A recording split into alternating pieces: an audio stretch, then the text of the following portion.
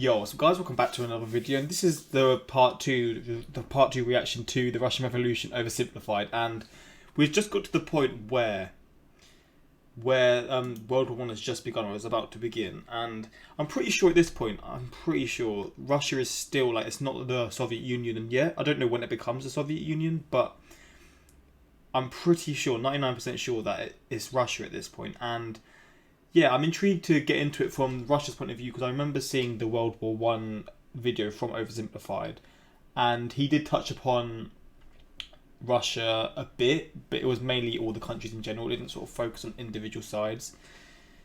But yeah, like we're gonna see from the perspective of Russia, and then obviously leading on after that. And yeah, let's just get into this. I really enjoy this series. I'm gonna do more oversimplified reactions. This should be posted a few hours before, so if you've not seen part one, check that out. The link will be in the description, most likely, or you can just go on my channel, go to the last video I posted, and you'll see part one there. But let's get into this, man. Let's see what happened what happens in this part two, man. While Nicholas had been busy playing with his new best friend, tensions in Europe had been rising. It just so happened that in 1914, one Archduke Franz Ferdinand of Austria-Hungary went for a drive with the top down in Sarajevo. One thing leads to another, and suddenly Russia found itself at war with half of Europe.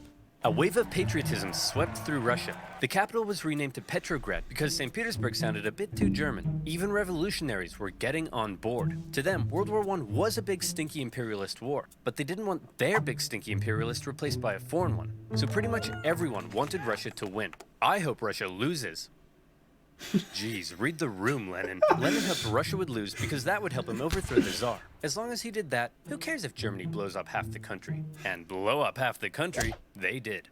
An inefficient Tsarist government meant there were shortages of just about everything you need to fight a war. And if losing a teensy-weensy war with Japan upset the people, losing a giant Wyatt war like this was much worse. Soldiers were deserting, the economy was imploding, and in no time, Russia was starving. The peasants were getting more peasanty, the workers were getting more workery, all the while Germany was getting more Germanery. Dmitri, we need to win this war. I need someone with a great military mind to step in and take control. You're right. How about General Hickenlooper? How about me? You can't run the war. Who'll be in charge of the country while you're gone? Obviously, my German wife and a homeless wizard. Oh no. Duh. Nicholas declared himself commander-in-chief and went to the front lines, leaving his German wife in charge while they were fighting the Germans. It wasn't a good look. And because Alexander was so close to Rasputin, people believed that he was actually calling the shots and secretly destroying Russia, and maybe even boinking her. An even worser look. At this point, a bunch of nobles just couldn't take it anymore. Rasputin is destroying the country. We have to break his magic spell over the Tsar. But how? He's magic. Dude. Very cool. Hey, it's Rasputin. The sexy party is running a little late, but in the meantime, why don't you try one of these totally not poisoned cakes? Oh, dude, yeah. Why'd you say it like that? He's totally gonna know they're poisoned now. Shut up. I said they're not poisoned. Dude, he just ate so much poison. How is he still alive? It must be the magic. Go with plan B. Oh wow.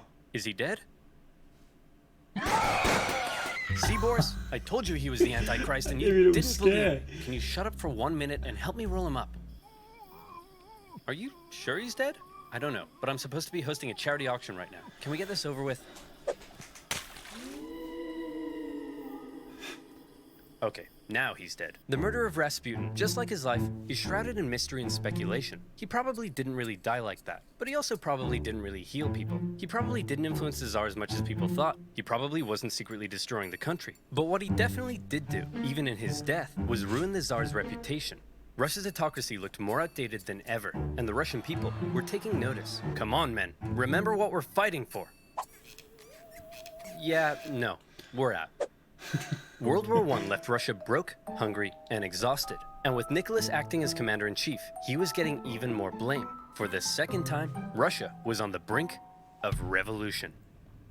By 1917, Russia had been fighting a war it couldn't afford for 3 years. They were running out of many things, most worryingly, food. On International Women's Day, 1917, thousands of hungry women in Petrograd were so sick of being hungry that they took to the streets. And it turns out it's not just women who experience hunger, but men too. So the next day they joined in as well. Gatherings on the streets were forbidden, but I'm not sure how you'd arrest 250,000 people. The crowds demanded an end to the war, an end to food rationing, and even an end to the Tsar's autocracy. Now, normally the troops would deal with this kind of thing, but as it turns out, soldiers get hungry too, and they were also tired of having to kill their fellow Russians so much. So entire regiments mutinied in the capital, and they joined the crowd as well, trashing symbols of the Tsar and his autocratic regime. Things were escalating very quickly. Liberal politicians watching the riots in the streets had long been dissatisfied with the Tsar, since he would shut their parliament down anytime they did something he didn't like. They believed the only way to bring stability back to the streets was for Nicholas II to abdicate. The riots continued. The police fired on soldiers. Soldiers fired on soldiers. The workers re-established the Petrograd Soviet. Politicians began arresting the Tsar's ministers. He may have been an autocrat, but he just lost complete control of his capital city. Talk about embarrassing. Nicholas, the troops have turned against us. The people have taken over the city. They've even cut my phone line. Hello? Hello? The phones are down. Things must be bad. I'd better go back there. Nicholas hopped on the next train back to Petrograd, but he never made it to the city. His train was met by military generals and other politicians. What's going on? Nicholas, look man, we need to talk. It's not you, it's us. Who am I kidding? No, it's definitely you. During the whole crisis in Petrograd, the liberals convinced the generals that if Nicholas abdicated, the people would calm down, and the generals were on board. They didn't have time to quell the chaos, because don't forget, they were still losing a global, all-encompassing war against the Germans. And with the military no longer on his side, Nicholas had no choice but to step down. Throughout his entire reign, he had done everything he could to keep all the power for himself, and in the end, that's exactly what left him with none. But then there was a big question. Who would replace Nicholas? Well, his son Alexei was next in line. Hey buddy, Daddy couldn't handle the complex socioeconomic problems of a giant multinational, multi-ethnic empire that's engaged in total war with all of Europe. You think you could give it a shot? Alexei just wasn't ready to be Tsar. Nicholas did have a brother, but given the state of the empire, he wasn't keen either. And so, 300 years of Romanov rule in Russia just kind of came to an end. The earlier 1905 revolution hadn't changed much, but this new revolution had left Russia without a Tsar. And still, before the year was over, there would be one more revolution left to come. Nicholas's failure as commander of the armed forces was the final straw that broke the camel's back. Do you think maybe you could have done any better? Well, guess what? It's time to find out. In Rise of Kingdoms.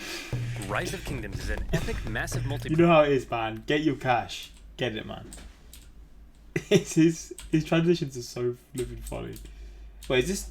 Oh, that's the part of the ad. Into a great empire. Now, where was I? Oh yeah. Hungry woman, absolute chaos, and the end of the Tsar.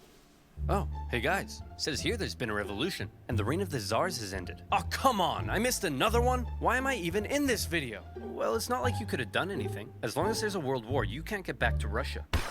Who wants to start a revolution? Revolution. Dang it! Despite getting rid of Nick, Russia was still at war with half of Europe. The Germans, however, had an idea. They thought that if they helped Lenin get back, he would cause trouble for the new Russian government. So they put him on a train. Destination, Petrograd. It was a long journey, and while Lenin was cooped up in his train, things in Russia were changing. Workers were taking control of their factories. Soldiers were socking it to their mean old officers. Without a Tsar, a big old power vacuum had opened up, and someone needed to fill it. The liberals proposed they be in charge, and they set up the provisional government. The workers, however, had already begun establishing local Soviets, largely controlled by the social revolutionaries and the Mensheviks. And since neither felt like they had the power to oust the other, Russia ended up in a classic dual power conundrum. The two coexisted, with the provisional government becoming the official government, and the elected Soviets issuing orders to the workers and soldiers. This power balance was delicate, and all it would take is one bold revolutionary to come along and give everyone a big-brained beatdown. Oh boy, Lenin's coming home. I can't wait for him to see all the great things we've accomplished, and I'm gonna show him my fan art. Oh look, here he comes now. Shut up, shut up! You all suck! The provisional government sucks, the Soviet sucks, even your fan art sucks! Why does he have to be so mean? In case you couldn't tell, Lenin wasn't a fan of everything that had been happening. In his April theses, he called the provisional government and the Soviets a bunch of big bourgeois bozos. And he kinda had a point. There was still a lot for the Russian people to be mad about. The provisional government hadn't got Russia out of the war, the people were still hungry, and the peasants were still hoping to get more land. Meanwhile, the Soviets hadn't done much to change things either. But even though they weren't perfect, a lot of people did like what the new government had been doing. There was progress. The secret police were disbanded, the death penalty abolished. They even planned to Oh, hold wow. elections, meaning for the first time ever, the Russian people could choose their own government. To many, Wait, Lenin what? seemed like some out-of-touch weirdo. If Lenin wanted to go from whiny irrelevant zero to a hunky communist hero, he'd need to shake things up a bit. So he and the Bolsheviks came up with a hot new slogan that promised to give the people what the provisional government wouldn't. Peace. Don't like war? We'll end it. Land. You want land? We'll give it to you. Bread. Hungry? Scooby-Dooby-Doo. Lenin also called for all power to the Soviets, which meant getting rid of the provisional government and having the Soviets run the place. A communist dream. The people liked these slogans, and bit by bit, the Bolsheviks became more popular. Some Mensheviks even began switching sides. But even though the people thought Lenin's slogans rocked, as long as the provisional government didn't mess up, they'd continue to support it. So let's check in on the provisional government. Oh, provisional government. You've made a big mess. The provisional government lasted for just 9 months, but those 9 months were chaos. The people wanted Russia out of World War I, but Minister of War Alexander Kerensky thought instead of doing that, why not do the exact opposite? If the people saw more Russian victories, they'd have to support the new government, and that went just about as well as you might expect.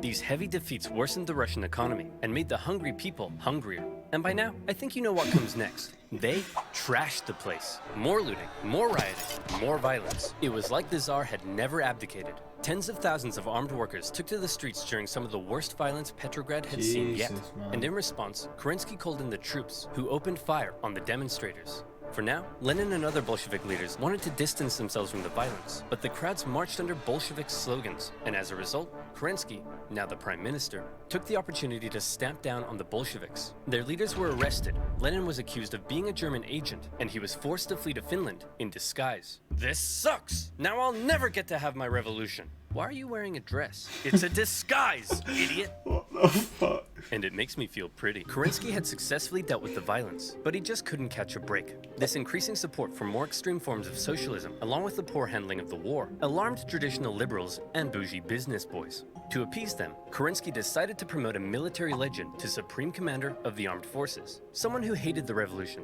loved the death penalty, and was devoutly anti-socialist, General Kornilov. Hey man, thanks for the promotion. That was real swell of you. Of course, with you by my side, who would dare try to overthrow me? How about me?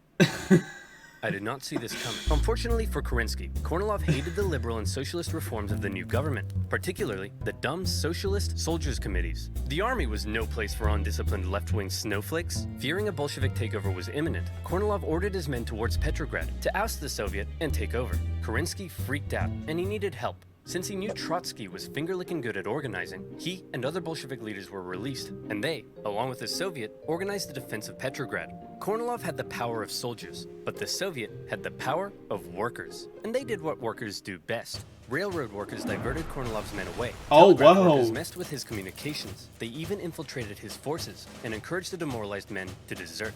They were also armed en masse, but in the end, no fighting was necessary because Kornilov's coup just fell apart, and Kornilov was sent straight to prison. God damn. Everything was coming up Kerensky. Hey, thanks for the help, boys. Couldn't have done it without you. Now that there's no longer any threat, how about you, return all those guns I gave you? No. Oh, no. In order to kill a rat, Kerensky had just given a gun to a bear. A Bolshevik bear. The whole affair was a huge propaganda win for them. They had defended the revolution, and their popularity skyrocketed. They found themselves elected to the Petrograd and Moscow Soviets, with Trotsky even becoming chairman in Petrograd. They were now in a very powerful position. Almost powerful enough for Lenin to return home from Finland and finally stage his long-awaited communist revolution. The Bolsheviks began planning their takeover of the Russian government. Some got cold feet and began arguing against Lenin's armed revolution in favor of a more peaceful approach. And they even wrote newspaper articles about it, which kind of gave the whole scheme away. The Bolsheviks are planning an armed revolution? I did not see this coming. Kerensky began arresting Bolsheviks, and as a result, Lenin and the boys felt they had no choice but to commence the revolution right now.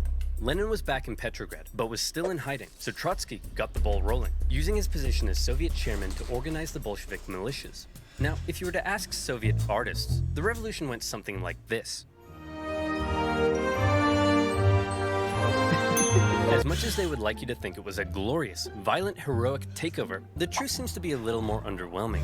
The Bolsheviks just kind of walked into key buildings in the city and took control. Bolsheviks supporting sailors even brought in a huge battleship, but there wasn't really any fighting. Nobody really tried to stop them. In just one day, they took control of the city. One Next, day. Kerensky just managed to escape before the Bolsheviks surrounded the Winter Palace, placing the provisional government under siege inside. Is it safe to come out yet?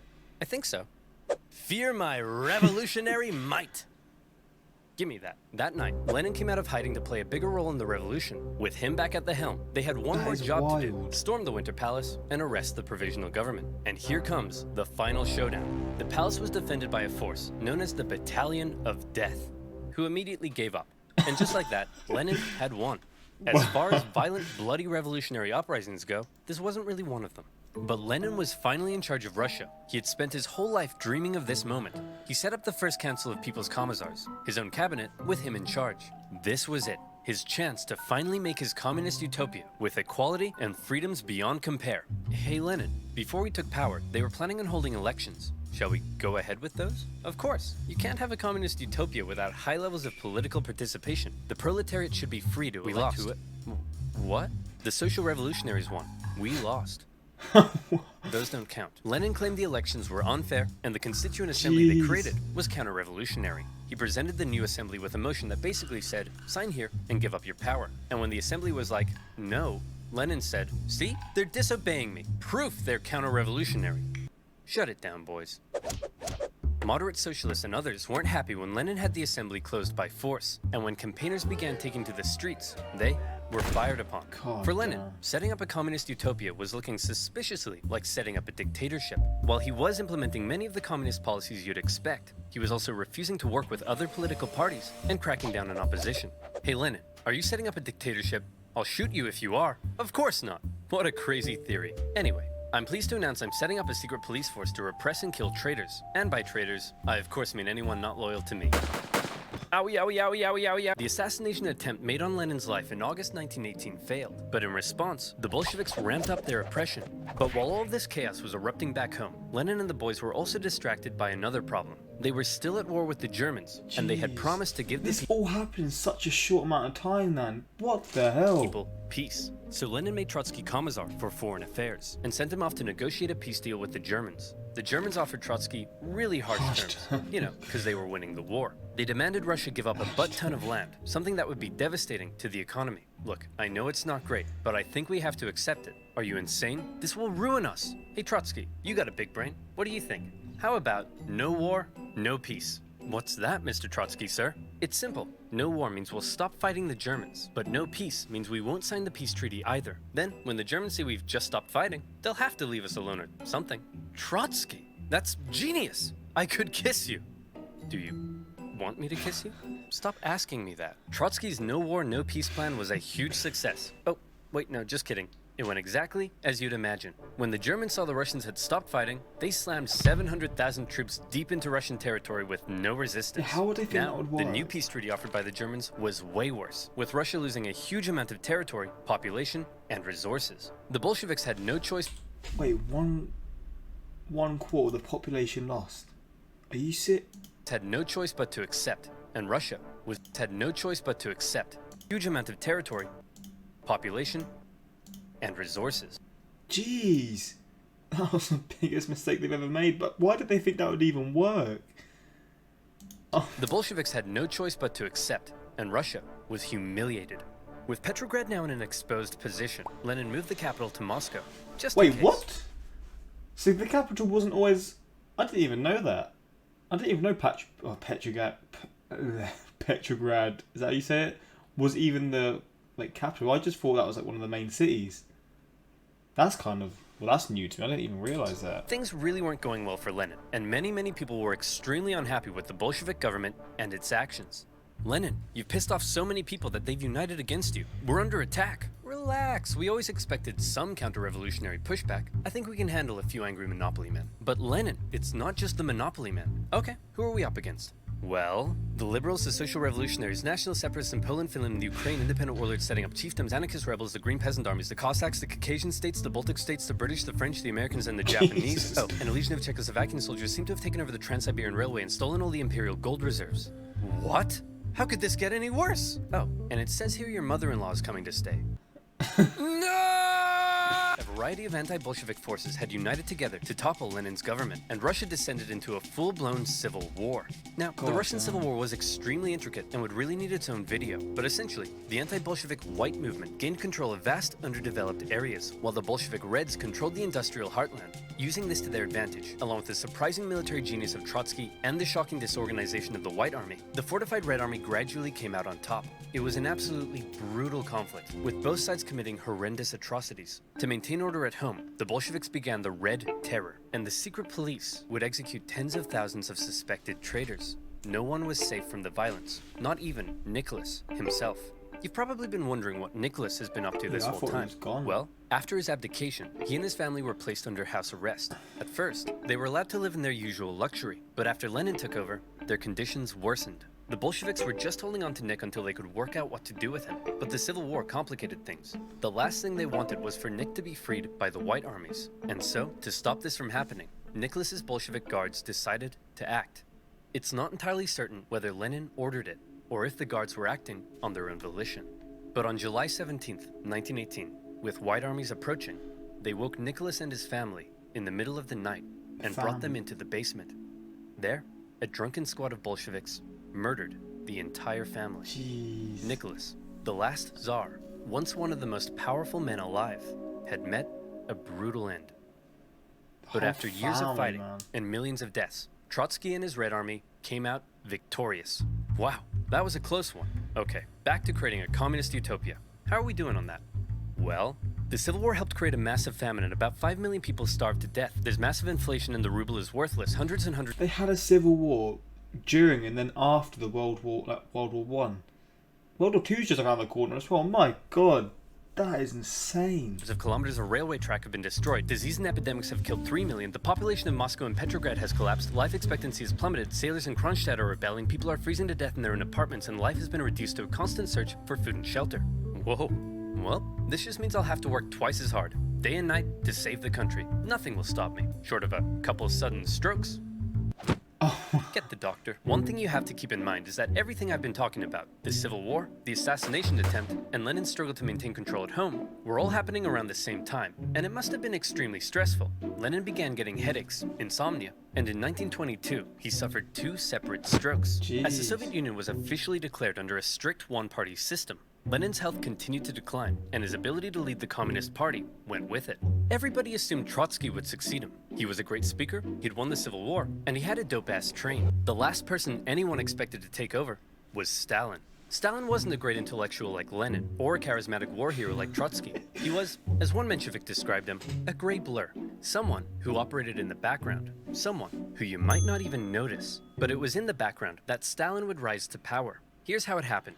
After the revolution, all the Bolsheviks hoped to get a cool job in the new government. What did you get? Commissar for War. Sweet! What'd you get? Secretary. Stalin was made general secretary for the Communist Party. It wasn't what he wanted, but Stalin quickly realized that even though it wasn't fancy, it was a powerful position. As secretary, he had the power to give people jobs within the party. So he would give jobs to all of his pals, who in turn would give him their support. The more pals he gave jobs, the more power he got. The more power he got, the more pals he got. Lenin may have been having wall-to-wall strokes, but he was still involved in the party, and he was taking notice. He wasn't a fan of Stalin abusing his position, or insulting his wife to her face. Lenin knew he couldn't let Stalin take over, but by this stage, he was just too sick to fight it. Hey man, tell whoever's in charge of giving people jobs not to let that jerk Stalin become the next leader. By the way, who did I put in charge of giving people jobs? That would be Stalin, sir. He's Well, gone. Deja vu. Lenin's last wish was to not let Stalin take over, but by the time he died, Stalin was too powerful to remove. Wow. He had his remaining opponents arrested or killed. Trotsky was banished Jesus, and fled to Europe. Eventually, he would be assassinated by Soviet spies in 1940.